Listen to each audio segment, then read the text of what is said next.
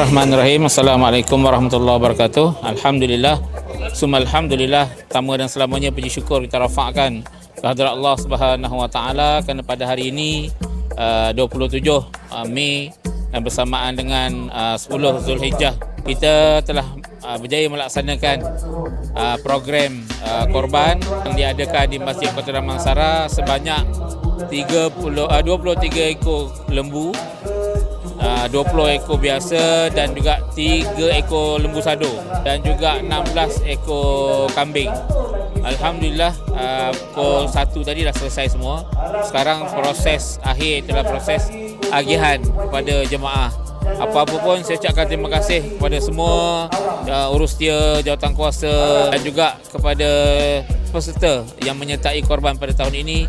Mudah-mudahan ibadah kita diterima oleh Allah Subhanahu wa taala insya-Allah dan menjadi bukti kita di akhirat kelak. Wallahu taala alam.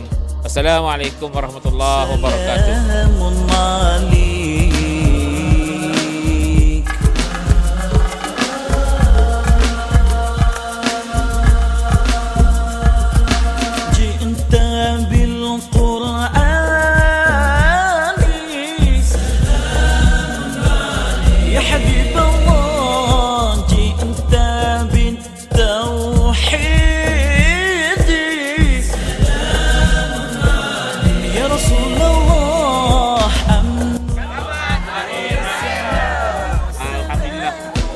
Menjadi bukti di akhirat nanti.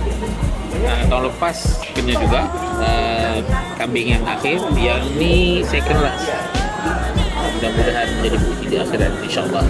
La ilaha illallah.